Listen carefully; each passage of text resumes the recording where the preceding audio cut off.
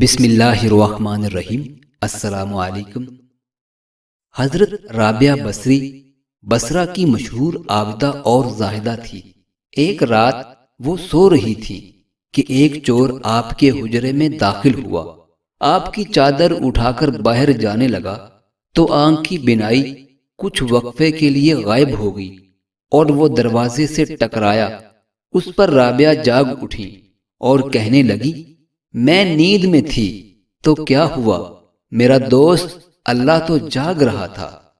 ایک دفعہ حضرت رابعہ بصری بیمار ہو گئیں اور اس عہد کے ایک ولی کامل سفیان ثوری رحمۃ اللہ علیہ آپ کی عیادت کو گئے۔ مزاج پرسی کے بعد کہنے لگے، میں آج بعد از تہجد دعا کروں گا کہ اللہ آپ کو شفا دے۔ رابعہ بولی، سفیان، کیا تم جانتے ہو کہ یہ بیماری اللہ کے حکم سے ہے؟ کہا، بے شک۔ فرمایا، تو کیا آپ اللہ سے ایک ایسی چیز مانگیں گے جو اس کے حکم اور مرضی کے خلاف ہے؟ سفیان نے کہا، سبحان اللہ، تسلیم و رضا کا کیا مقام ہے۔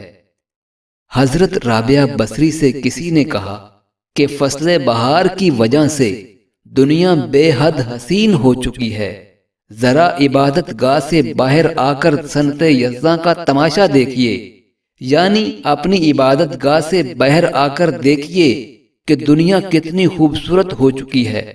فرمایا کہ میں کاریگر کے جلووں میں گم ہوں اور اس کی کاریگری کو دیکھنے کے لیے نہ ذوق ہے نہ فرصت۔